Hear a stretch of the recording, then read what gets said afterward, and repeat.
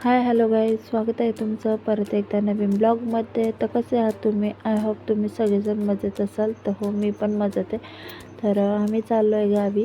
आता प्रत्येकजण आपापल्या दिवाळीच्या सुट्टीमध्ये गावाला जातात. कोण आजीच्या गावाला, कोण मामाच्या गावाला. तसंच आम्ही पण आजीच्या गावाला चाललेलो आहे.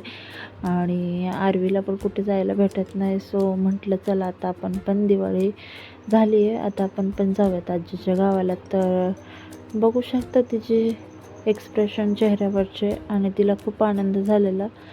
सो त्याच्यानंतर मग आम्ही आल्यानंतर मग आम्ही मंदिरामध्ये पहिलं दर्शन घेतलं. भैरवनाथ मंदिर आहे, तर दर्शन वगैरे मस्त असं घेतलं. नंतर घरी आलो. घरी नाही आल्यानंतर मस्त असं जेवण वगैरे केलं, थोड्या वेळ बसलो. सो आरवीचे पप्पा आम्हाला सोडलं आणि नंतर रिटर्न गेले.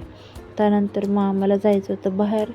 सो हे बघू शकता, आरवी कशी कुत्र्याचं मला सांगते, अशी बसलाय कुत्रा, मम्मा मी त्याला दगड मारू का. सो काय तिच्या गमती जमती अशा चालू राहतं.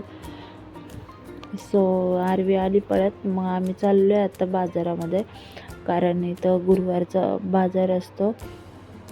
सो बघा कशी पळते. आता हिला मोकळं वातावरण दिसलं ना, आणि तसं म्हणायला तिला कुठं पण मॅच होती आणि लगेच मिसळून जाते. तर बघू शकता गुरुवारचा बाजार कसा भरला आहे, खूप मोठा भरतो. आणि मला तर, आम्ही लहान असतानासुद्धा कसं गुरुवारचा बाजार म्हटलं की असं शाळेत जाऊ वाटत नसायचं, आणि मग असं बाजाराला जायचं, काय काय खायला घ्यायचं. खूप जुन्या आठवणी होत्या, पण चालायचं. आणि त्याच्यानंतर आरवी पण मला खेळणी मागत होती, आणि फायनली तिने ती रेल्वे घ्यायलाच लावली. मला म्हटलेली की मला ती रेल्वे घ्यायची, आणि काय मग घेऊन टाकली.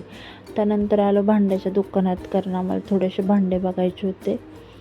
त्यानंतर मग आम्ही भांडे वगैरे घेतले, आणि त्याच्यानंतर मग आम्ही आलेलो कपड्याच्या दुकानात शॉपिंग करायला. थोडीफार शॉपिंग केली, आणि नंतर मी, माझी फ्रेंड, आम्ही वडापाव खायला बाहेर आलो, आणि मस्त असं वडापाव खाल्ला, आणि आजचा दिवस असं एन्जॉय केला. तर व्हिडिओ आवडला असेल तर लाईक करा, शेअर करा, सबस्क्राईब करा.